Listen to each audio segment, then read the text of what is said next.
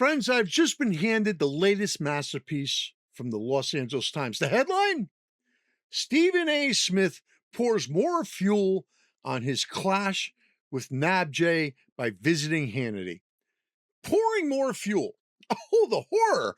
A black sports commentator dared to walk onto the studio of Sean Hannity on Fox News and defend himself after the National Association of Black Journalists slapped him with their little thumbs down award for the unforgivable crime of, wait for it, criticizing certain black female politicians and media figures.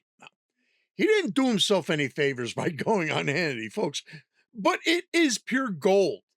One of Bill O'Reilly's side projects, Stephen A. Smith, loud, opinionated, raised by his mother and five sisters, father of daughters, gets labeled by these self appointed guardians of the narrative as someone who disparages black women.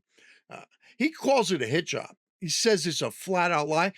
And then he has the temerity to go on Hannity and say essentially, I don't know what the hell they're talking about.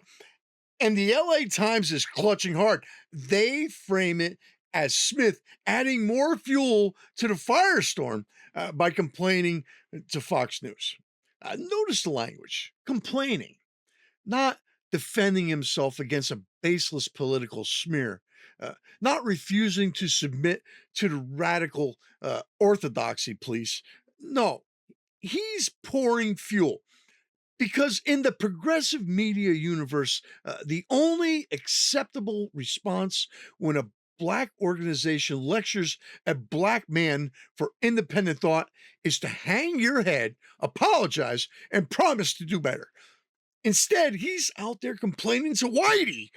This is the same crowd that lectures us endlessly about diversity of thought until someone actually exercises it. Now, Stephen A. has been critical of radical left rhetoric. Jasmine Crockett, Joy Reid, the usual suspects. How could anyone not?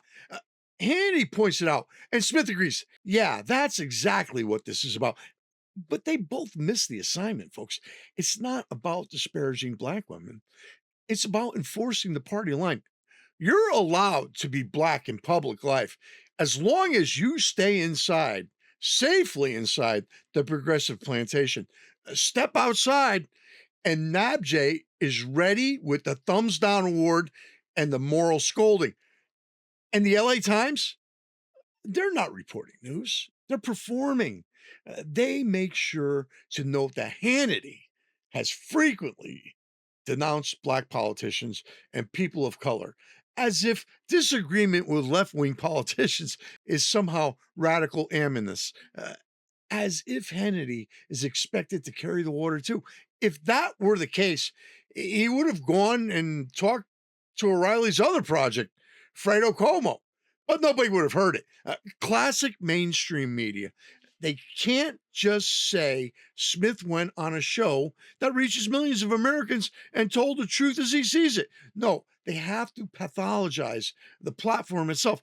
Folks, this is why the left is in such a panic. When a high profile black voice refuses to play the victimhood game and instead stands up and says, I was raised by a strong black woman and I have daughters and nieces, and you're lying about me. The whole narrative starts to crack. Stephen A.